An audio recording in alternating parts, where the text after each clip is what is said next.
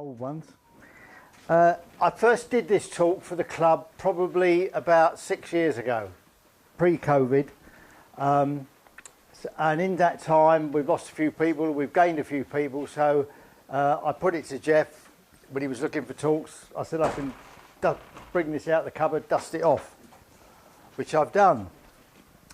The thing that started me going with it was thinking about us as radio hams, and we have got a plethora of data modes at our fingertips. From RTTY, FT8, FT4, you name it, we've got it. AMTOR, PACTOR, we've all come through them.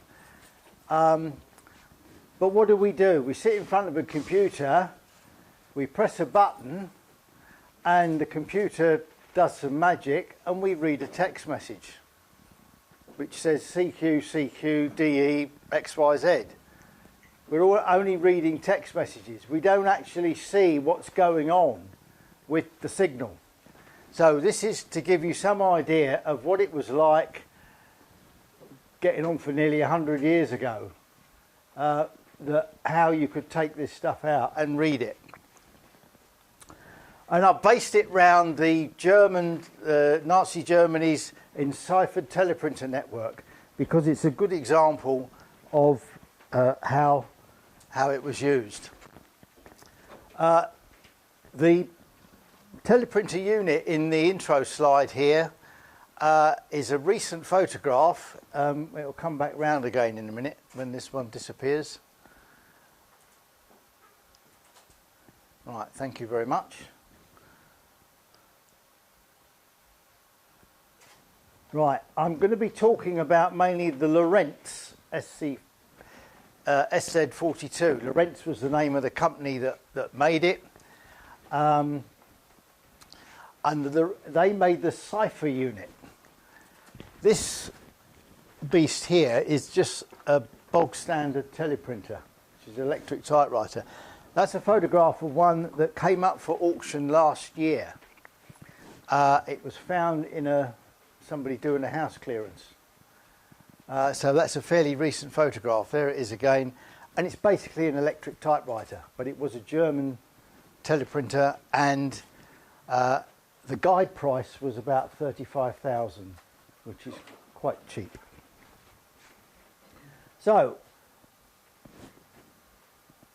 let's click on here when I can find it. Right, this is the inside of the Lorenz. SZ is Schlüsselzusatz, which is the cipher attachment. So we're going to be looking at. We're going to start off by looking at how do you encipher a teleprinter signal. Then we're going to look at the network that the Germans established, and then how our guys intercepted that and how they dealt with it. Bearing in mind that in the 1930s, if you're a radio operator, your basic skills were Morse and typing. You know, this other fancy stuff that was going around was for the boffins. So a little bit about, I'm going to concentrate mainly on the radio aspects of it, obviously, because we're a radio club. Then a look at how Bletchley Park attacked the cipher and deciphered it, and then finally look at an event that happened in 2007 where they, after the rebuild of this equipment, which is in the National Museum of Computing at Bletchley Park, they actually used it. They actually gave it a go, and they actually got it to work. Lorenz made one unit, which we managed to get into. The other company, Siemens House, they made a unit which the Germans didn't use a great deal, but we never actually cracked it. So this would have been put inside a case like that, and stuck in a communication centre. Before we move on to looking at the signal, just remind ourselves enigma. This is taking... Enigma is quite simple compared to this. But enigma is a basic substitution code. You take one letter out your plain language and you turn it into another letter. And then you get some poor sort of a radio operator to send it for you. And the enciphering process is separate from the actual transmission process. And it's quite labour intensive. In this photograph here, that's General Guderian on the Russian front. He's got 3 people, 3 operators to encipher or decipher his messages. One's the radio operator, 2 to operate the enigma. So it's quite labour intensive. And enigma was used for communications between units, airfields, ships, regiments, that sort of thing. What the Nazis wanted, as their empire grew, they wanted something to go strategically. So Hitler might have wanted to talk to his commanders in North Africa, to Rommel in North Africa, the guys in Rome, Oslo, their empire was getting bigger. So, enciphering the Bodo-Murray code. So, we all know, because we're all clever, that the Bodo code, each character is represented by a 5-unit sequence of pulses. Not dots and dashes. Each unit is long. And it was invented, would you believe, in 1870 by a Frenchman called Émile Bodo. And it's he that gives his name to the term we use for telegraphic speed, bodes. That's where it comes from. He devised the code. It was refined by a man called Donald Murray in 1901. Today, it is officially known as International Telegraph Alphabet number 2. And it is still in use on the air, not just by radio hams. The German Met Service have 6 active frequencies still on air transmitting Met information using this system. How do you transmit it? Well, you can stick it into a telegraph cable with or without modulation, but you must use some form of modulation to get it to go over the air. You can't send electricity over the air. So there is a representation of the code. What we're going to be interested in is these 5 pulses here. And this is the representation for the letter D. If I send a string of letters, can anybody think of a problem that I might have as a receiver? Just sending the thing. Start and finish? Yeah, start and finish. A load of ones and noughts. I don't know when the letters. So the system actually has a start pulse, which is a space or an off, and 1.5 or 1 or 2 stop pulses. And these impulses have been called many things.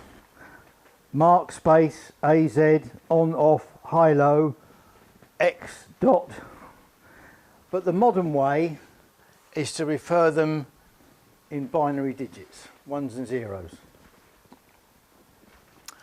Now, how do we get our bode speed from here? Well, if every element is the same length, and if we say that the standard element or unit is 20 milliseconds in time, if you divide 20 into 1,000, which is 1,000 milliseconds in a second, you get the magic figure of 50.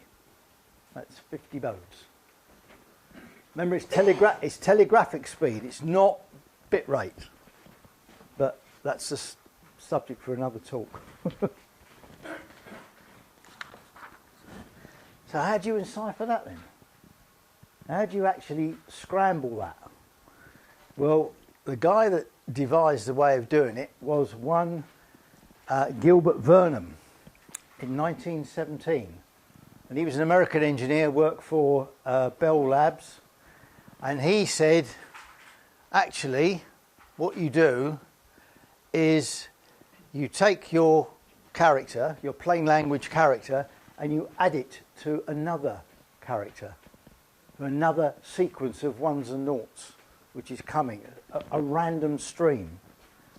The only thing is you need to be in, both ends need to be in sync. So we'll say here, there's the bit of our key stream. We're going to add those two together, and you get that. How do you get that? It's a system of binary arithmetic adding called modulo 2.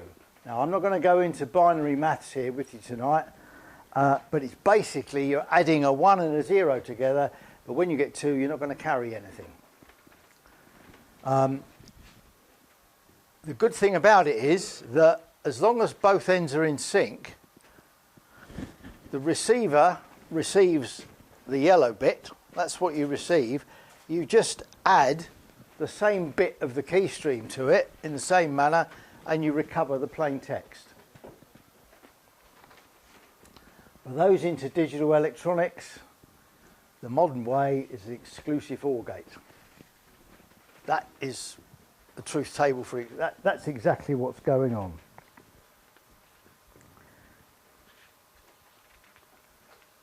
It's all down to timing. Obviously, both ends have got to be in sync with each other. The SZ42 was in fact a rotor-based cipher, and these rotors generated this key stream depending on the settings. And these settings had to be exchanged between the operators before they could send the message. So the teleprinter is connected to the Lorenz machine by a bit of wire. The teleprinter generates your character, and the Lorenz machine doesn't have 3 rotors like the Enigma, it has 12. And just to throw another spanner in the works, each rotor is a different size. So in the Enigma machine you had 3 rotors, each 26 positions, which is the 26 letters of the alphabet. Here you've got a whole load of numbers. The rotors are split into 3 groups. Don't worry too much about the Greek notation. But basically the group on the left, the psi keys and the chi keys on the right, do the same bit of enciphering. They're all driven by the mu keys in the front, which is the driver in the middle. Those two are added together, and that becomes your cipher key. The reason behind that is if you build a piece of equipment and you use shift registers and you generate what you think is a random stream, it might not be that random. It's called pseudo-random.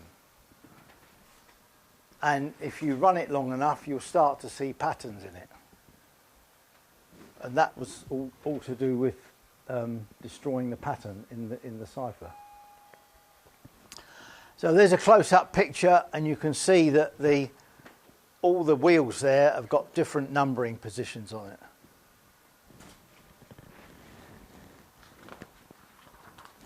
So it's quite a beast. And unlike Enigma, our scientists and engineers did not have any look at this before World War II. This was completely under wraps. Nobody had ever seen one in this country before they started to use it. So the Germans got their system together, and they started using these. A landline and an HF radio network was established across occupied Europe. Separate machines were used for transmission and reception, so you got duplex. And by 1944, the network is a stable network with 26 different links, including mobile. And these mobile Lorenz units used 2 trucks. One was the transmitter, one was the receiver. No expense spared here.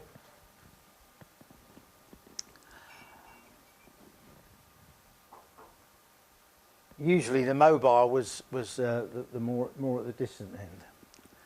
So this is the only map I can find online which actually shows you the extent of the links. And if you look at the slide, if you can read that, this came off a website called alanturing.net. They're all named after fish. And when you in the business, when you find a new signal, you don't know what it's called. You just give it a name, give it a code name. So the name that was given to the original signal was called tunny, which is a fish, and the other one was sturgeon. But every link in the network was given the name of a fish. So you had things like Rome to Berlin was called the bream. La Roche to Berlin was called Grilse, and all that. So had you been in Bletchley Park in 1943 and you were walking around, you'd hear people talking about these fish. And no, it's all to do with this. It was quite interesting towards the end because these links started to go off the air down here in Greece and in Rome and in Hungary because of partisan action. So the guerrillas in the mountains who were going in there, you know, they were blowing up these trucks and robbing us of our intelligence.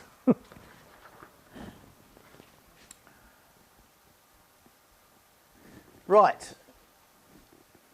So the job here in this country was to get some people involved in intercepting it. Experimental non-Morse transitions were first heard from the Germans in 1932, Berlin to Moscow, and this was in the clear. And interestingly, it was intercepted by the Metropolitan Police. So I can hear the question saying, what the hell's the Metropolitan Police doing intercepting German military traffic? Well, the Foreign Office... Eh? Well, yeah. Well, if you go back in history, we had a general strike in 1926, and part of that general strike, they reckon, was cooked up by communist sympathisers, stirring it up amongst the trade unions. So the Foreign Office got hold of the police force and said, right, we need somebody to look for communist agent networks in this country who were using illicit WT networks. And that and it was the police that were given the job, and they carried on doing it right into World War II. And if you look at all the different organisations that were involved in radio intercept during World War II, you end up with about 8 or 9 bodies, including the volunteers who did it at home. You know, there's quite a lot of people. Where we scored over the Germans is that all of that traffic was fed back to one place, Bletchley Park, which allowed the whole picture to be built. Post Office, they were also involved. They had an intercept unit. And these transmissions were obviously in the clear. But the first enciphered transmissions were heard around 1941. So, pretty obvious. As the traffic increased, as the German Empire grew, we're going to need some stuff. So they requisitioned, the Government Code and Cipher School, as it was known then, requisitioned a farm in Kent near Sevenoaks in May 1942, giving the engineers 160 acres for any antennas they liked, 600 feet above sea level. You know, dream. So this is one photo I managed to find on the web of what it will look like. So you would have had sort of 300-foot towers, and these antennas are roughly large diamond-shaped wire arrays about 1,000 feet in length on the main axis. Then you have to have some people to listen to it all and find out what they're doing. So here's a photograph of some operators. The eagle-eyed amongst you will notice that they've all got 2 or 3 AR-88 receivers behind them. These receivers here, behind there, and that gave each operator diversity reception. So you could have 3 receivers, you could have the same signal coming in on 3 different antennas. And the unit above is called a bridge, which was actually taking the IF or the AF out of the receiver, and there was also a circuit in there to automatically look for the strongest signal. The output of that bridge, that unit on top of the receivers, was fed to those boxes that they've got in front of them that they're all staring at, and that's called an undulator. A Marconi UG6 undulator, which I'll look at in a moment. So you just had to know, you had to use your ears to recognise what this signal, because the signal was a little bit unique. Oh, no, went the wrong way. All that's left today is the farmhouse. In 2009, it was put up for sale, farmhouse, and the price was 1.2 million. How could he command such a price like that just for in 2007? The reason is that the blurb, the estate agent, when he wrote it up, he said this is what it had been used for during the war. So anybody that bought this farmhouse is buying a piece of Signal's history. I mean, the fields have all gone, you know, the antennas have all gone. But so antennas, rhombic antennas, 700 to 1,000 feet on the main axis. So that's a rhombic antenna, big diamond antenna, 1,000 feet that way, 300 feet in the air. You can hear a pin drop. Diversity reception, 2 or 3 receivers. The receive outputs, IF and AF, were connected to this thing called a high-speed bridge, which selected the strongest signal and produced an electric current out of there, ons and offs. And they went to these things called undulators. Now this is a picture of a typical knock-halt receiving position as reconstructed at the National Museum of Computing in Bletchley. So we've got our AR-88 receivers, we've got our bridge units here with the dials on, and we've got the thing here down the front, which is the undulator recording it.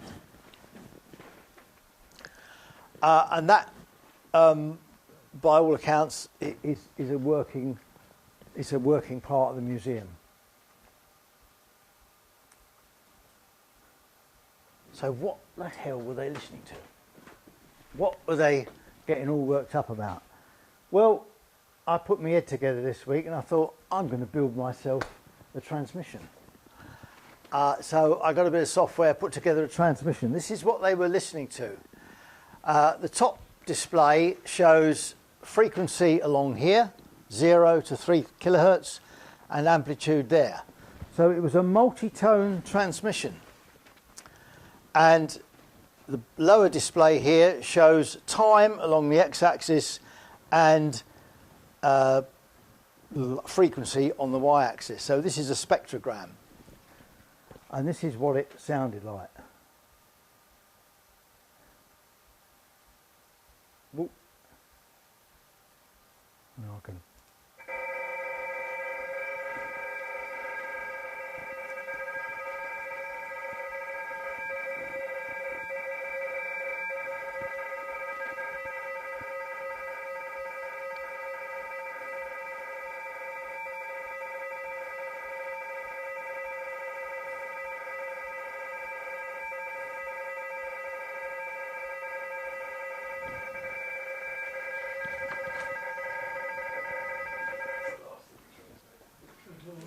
The clever thing is, and this is where each of these tones is 360 hertz apart. So you've got a shift of 360 hertz. But what they did is they made the next tone pair 360 hertz up there. So if there was a bit of noise down here, you could actually tune to those two. And select that. All you needed to do was invert the signal on your receiver. So you could actually tune through there to get the best pair. Now that is a laboratory example. That's something I made earlier in true Blue Peter fashion. Later on, I'll show you, let you listen to the recording that they did on the rerun. So you've got, that's it. That's all the radio operator had to do, is make sure that he had a nice printout on his tape. So the undulators produced a paper recording of a signal, and it was called the slip. So that's a picture of an undulator. You've got two trays down here with paper tape in it. Paper gets fed out there, and you've got an ink pen there which records a trace on a piece of paper. And this is a picture of a restored one. Hang on. Where's the... Oh, sorry.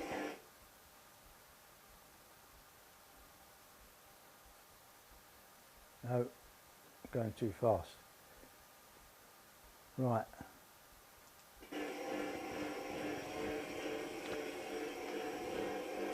And the eagle-eyed amongst you will spot that what it's actually recording is Morse code.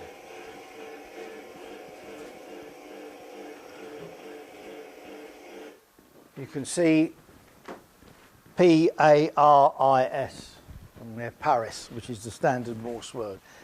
That is one that was restored by the Navy Communications Museum. The unit, I believe, dates from about the late 1890s, because these were used. If you look at the early history of Morse code, you'll see they used Morse inkers. Right, having got that, that was Morse. That's what you were looking for. That's radio teletype on a tape. You produce that, that's it, job done. You then hand it over to a slip reader, who will then take the slip and look for the pattern. Now, right back at the beginning, we said we had start pulses and stop pulses, and that's what you're looking for. So if you look there, there is a pattern running through that. So you're looking for the start and stop pulse, and I've highlighted the start pulse here in red, and the stop pulse, the 1.5 bit stop pulse, in green. So you would look for that and then read the ones and noughts in between. So that's RY, RY, RY. R is 01010 and a Y is 10101. Why do we use R's and Y's? Well, there's a lot of history tied up with the building of teleprinters to do with that, but it also gives you a nice signal for setting equipment up. That's what it would have looked like in real life.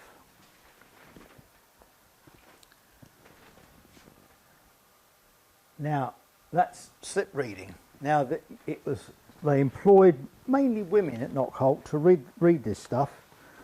And what they did is they sat down in front of a teleprinter that was producing 5-unit punch tape.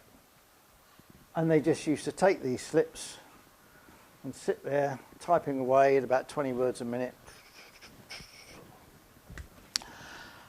For those of you who don't know, I worked at Bletchley Park, not during the war, a bit later, because GCHQ didn't leave Bletchley Park until 1987, and we were trained to read that in 1981. They were still using undulators in 1981, and we were trained to read slip because that was your, even though there was a lot more sophisticated kit around by that time. There's a very nice example on Wikipedia of a piece of undulator tape, and when you identify where the start and stop pulses are, you get a little bit of a weather forecast. That would have been the Adriatic Sea, probably, but that's an example of Wikipedia. And that's what you had to produce.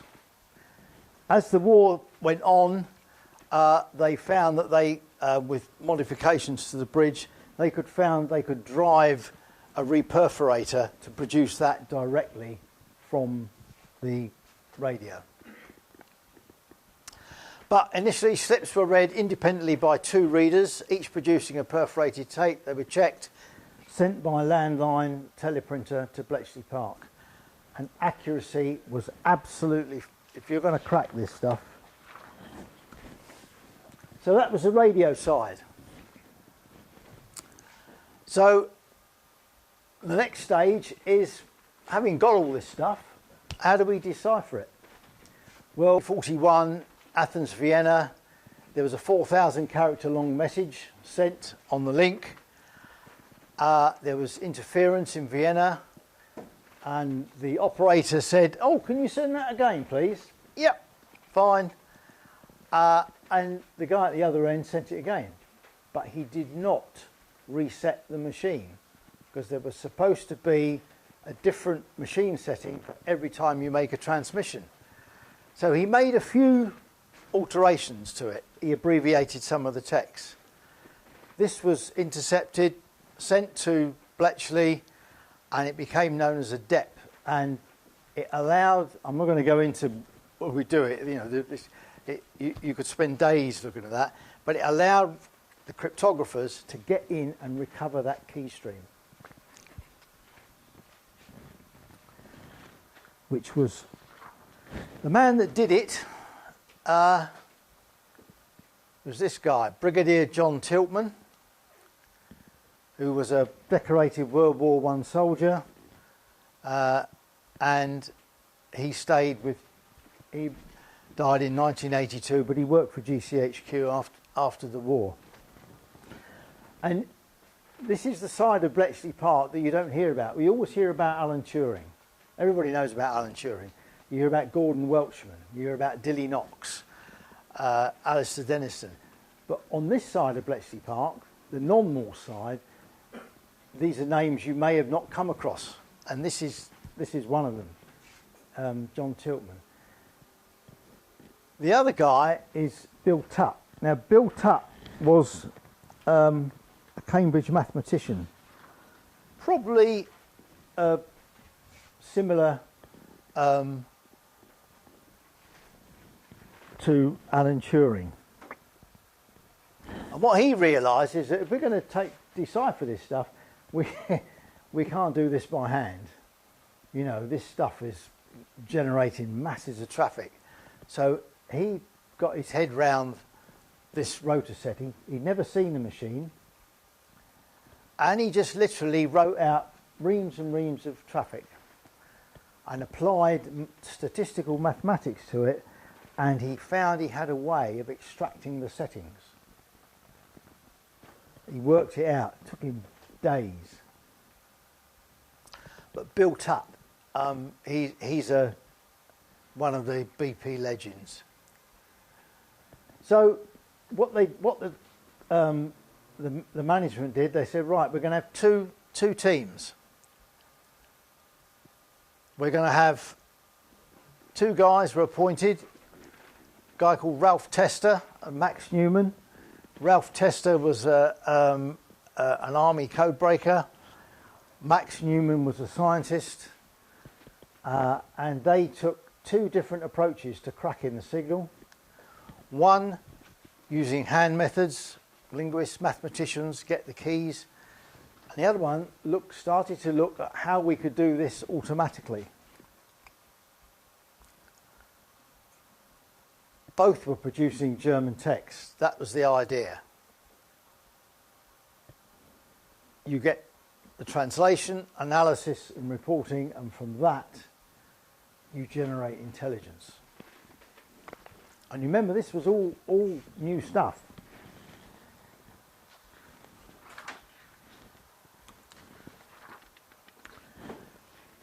So once you got the keys, once you had those all-important keys, those wheel settings,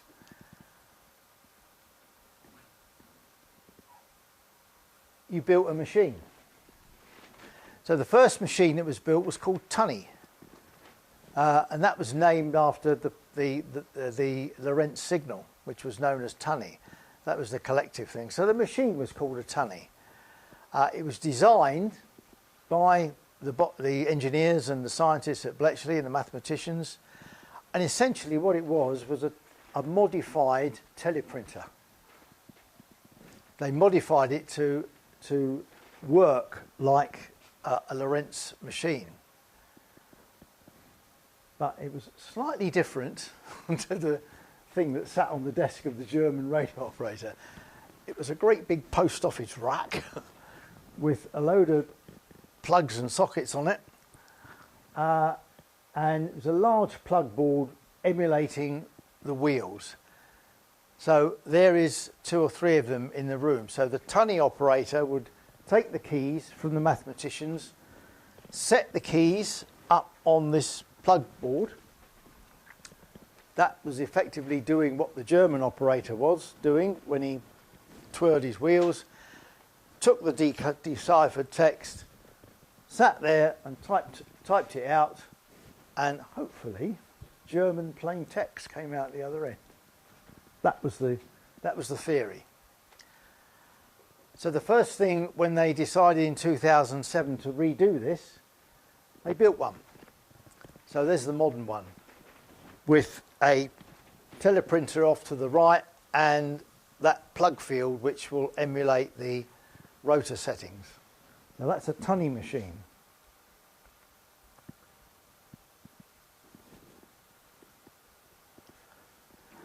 So the all-important thing is getting those keys. So having got the machine to actually decipher the message, really what we need to do is speed up the process of getting those keys. So we're looking at high speed. So we had some Heath Robinsons, and they started to use tapes running in synchronization, looking for patterns. Major problem in keeping with the 2 tapes in synchronization, well, the speed was about 2,000 characters a second, which for a mechanical system in 1943 is quite good. But that's a picture of what one looked like. This is a Heath Robinson, and it's just looking for those keys. It's looking for the patterns based on Bill Tutt's maths. He came up with the algorithms, and that's a rebuilt one.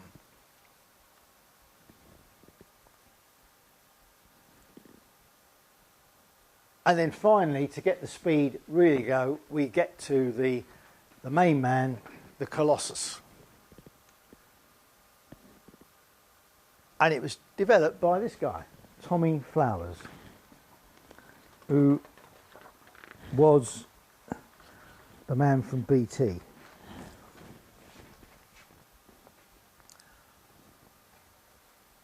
But he was quite far thinking. He was working at Dollis Hill Research Station designing telephone exchanges. And he came up with the idea, all telephone exchanges use post office relays. He said, do away with relays, let's use valves. Use a valve as a switch. Why not? Got plenty of them. So he was engaged by Bletchley Park initially to do some work on Enigma, but he ended up working on the Heath Robinsons to solve this tape synchronization problem. And the result of that research was the Colossus.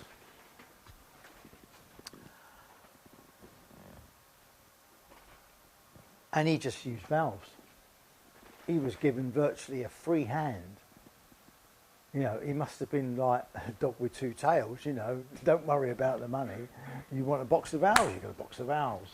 You know, I want that made, right, but go and get somebody to make it.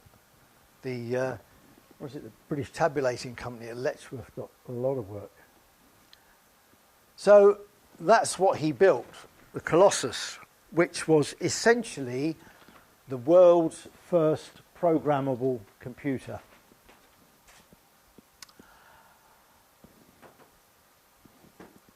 And there was lots and lots of lovely ladies to operate it, to keep the lads happy.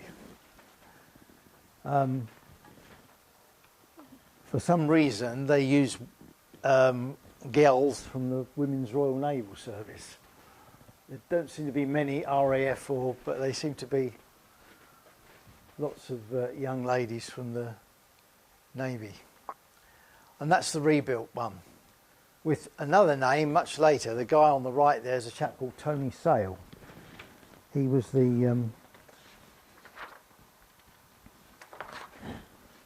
and the whole thing looks like that from end to end.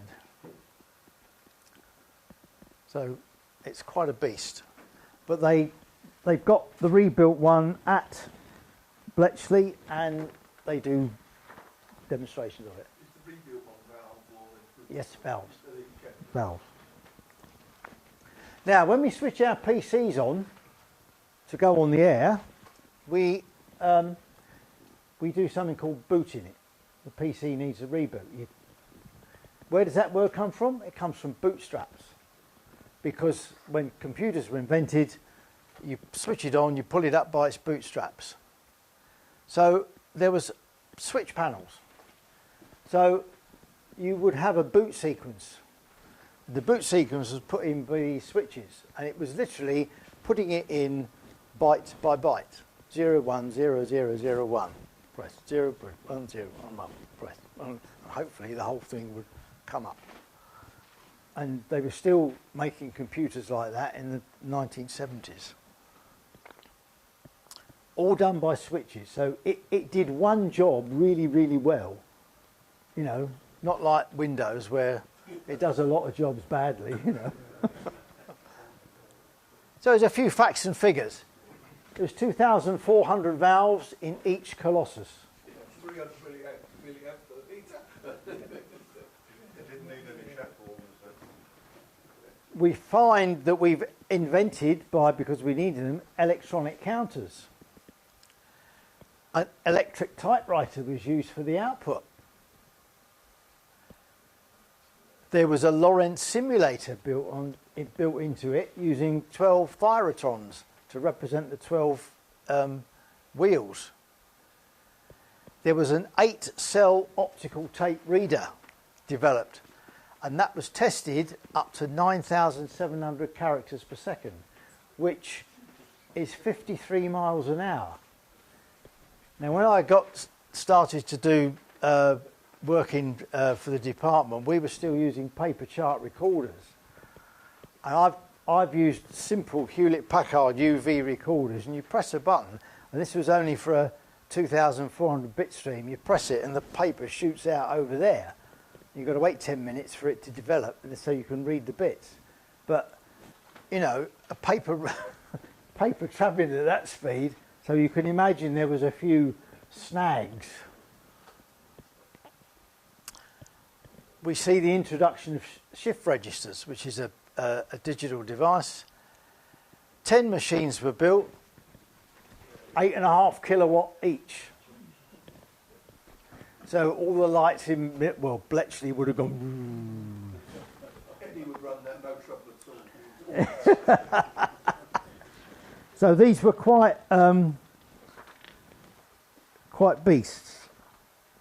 But it speeded it up to the point where we were reading the traffic before the Germans. The messages were being sent and it was being passed on to our analysts, because this was just to generate the machine. So what it did do, it provided this strategic intelligence on what the Germans were planning. It gave it gave us a look into the order of battle. How many tanks they got, how many guns they got, where are they going to do, let's move that there. What the senior field marshals and generals were actually working out where they were going to put their units. As the Nazis were finally pushed back at the end of the war, it did show where their weak points were, so we could take advantage of that.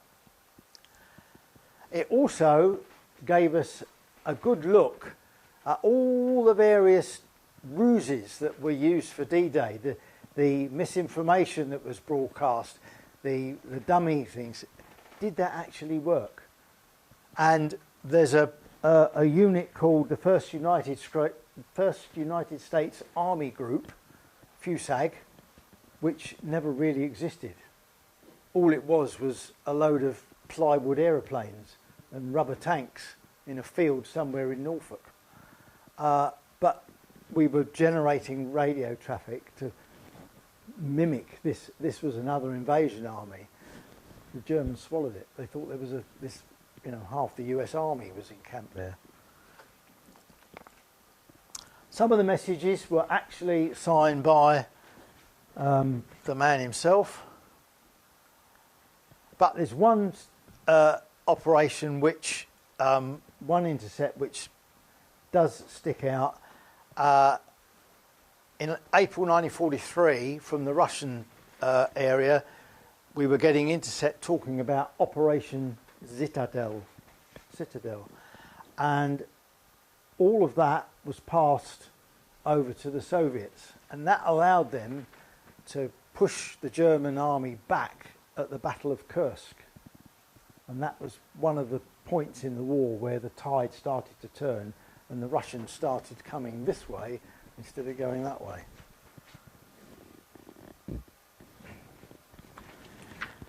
So, wrapping up, post-war, Churchill said they've all got to go, they've all got to be smashed up. But, like a lot of things, engineer said, no way, how to say. So 2 were retained and sent to GCHQ to work on Cold War signals, Russian teleprinter signals. And the final 2 went out of service in 1961. It wasn't until the mid-1990s that we started to find out about this, because everybody said, oh, Bletchley Park, Enigma. Well, what else went on? Well, this was what was going on. And then between 1993 and 2008, when Bletchley Park Trust took over, there was a rebuild. And it was really a case of, where did we get the circuit diagrams? All of that. So lots of people had to sort of go through their attics and their old notebooks. And finally, and this man, Tony Sale, was one of the driving lights behind it, the colossal rebuild. Having rebuilt it all, put it in a museum, does it actually work? So in November the 15th, 2007, there was this thing called the Cypher event. And this is where radio hands got involved. And there was an SZ42 transmission made from the Heinz Nixdorf Museum in Germany that just so happens to have an amateur radio station in it. DL0HNF is in the Heinz Nixdorf Museum. And they were going to try and emulate a Lorenz signal, and then it was going to be received by the Milton Keynes Society and fed back to Bletchley Park for deciphering by the rebuilt machines. Did it work? Well, yes and no. So this was the first transmission that they tried. It's the 3 tones again, but this was about midday on the 15th of November. It didn't really work that well. He's trying to send some plain text there,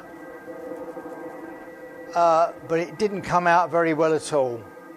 So they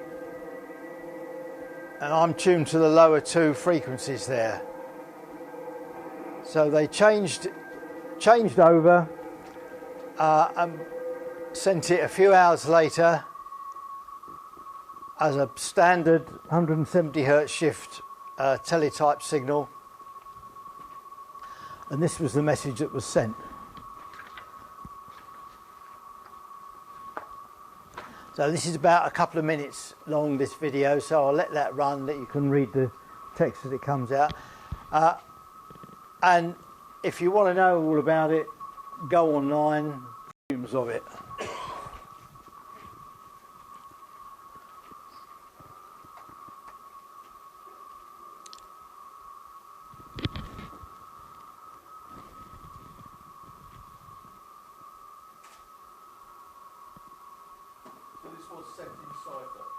No, this was the plain text. You'll see it go into cipher in a minute. This is him lining the. This is the plain text, and he went on for about 5 minutes with this, and then I've just fast forwarded it now. He sent a load of that. This was just for lining up.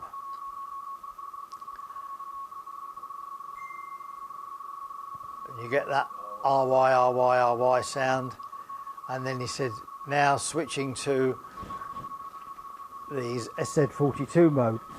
But he didn't go back to the 3 tones, he left it in the 2 tones, and there's a pause here while he goes and switches his machine on, and then any second now he should come up with a, there he goes. And it's just garbage, but it's ciphered. So a normal RTTY reader will just read it as. But if you look at that on a raster display, you'll see it's still using the standard space start, mark and a half stop.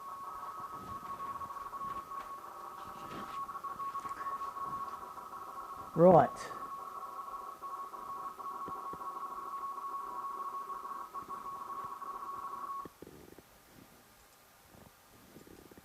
Further information. Well, amazingly, when you think of all the books that have been written about Enigma, you know, you could fill a shelf.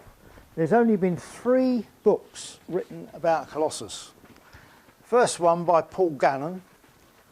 That's quite historical, but also quite technical. There's this one, Jack Copeland. That was written in 2006 and reprinted in 2010. Lots of good technical stuff in there about the Vernam cipher. And then finally one written by a guy called Jerry Roberts, who was an army captain who worked on it in at Bletchley. And if you've got lots of pennies, you can buy a copy of this, Breaking Teleprinter Ciphers at Bletchley Park. This is a vast volume which is actually incorporates a lot of the reports, the secret reports that were written post-war about what they'd done. The cheapest copy I found online is £100. So, it's like that's it. But if you go online, you'll get lots of information. There is a very good BBC Time Watch documentary that does talk about it. And of course, internet, Wikipedia, you know, lots of bits. Right, gents, well, thank you for listening. I hope you found that of interest. Thank you. Thank you very much. So, anybody's got any questions, I'll try and answer them. One question I had was you were saying about when they were sending it down sort of telegraphic cabling and things like that, and you were saying about everything having to be absolutely in sync in terms of timing. Yeah. Is that where the start and stop pulses and whatever actually gave that timing? Because otherwise you've got sort of very well, with RTTY, basically what you're doing with your teleprinter is you're switching the teleprinter on and you're switching the teleprinter off for every character. And that's what you're doing, because otherwise, how do you know when a letter starts? You just get a string of bits. So the start-stop systems are what you have, because it's timing, you see. Well, we didn't have the timing, so you just you switch it on, just tune it in and print it. We're spoilt today by the fact that we've got PCs. You know, when I started looking at radio teletype signals when I was a young radio operator, you had a box that you had to tune the two tones to get a cross display, which fed the plus and minus 80 volts to the teleprinter, your Creed 7B teleprinter, which had to be running at the right speed, you know, and you could always tell the teleprinter mechanics on a ship because they were the ones with the grey hair and the strange faraway look in their eyes, because these bloody things never used to work. Well, they did, but when they worked well. But it was all right until everybody started saying, "Oh, I know, let's do this at 75 baud." And they all started falling apart. As you say, we're really spoilt now, because I mean, if we're doing something like, you know, We are. And back to how I started, we sit in front of our PCs at home and say, "Oh, FT8, oh, I know, let's go and do that." And you could still hear RTTY around at the weekends. But we've had a plethora of, you know, right the way back. We have Packet, Amtor, Sitor, you know, all these modes are there. And modes are being still churned out. Unlike commercially, they stick with one mode for years. But all we do is sit and look at the text. You know, all the goodies is going in on inside your sound card. But that gives you, hopefully, that's given you some idea of what you had to do, what is going on behind the scenes inside your PC. Good. Well, thanks very much for listening, gents. I hope you found it enlightening. Any other questions for Don? No? Right, in which case, thank you, Don, for a very interesting presentation. As always, we've always relied on Don to come up with something that's going to grab the attention. So, huge thank you for doing that. That's no problem. Good.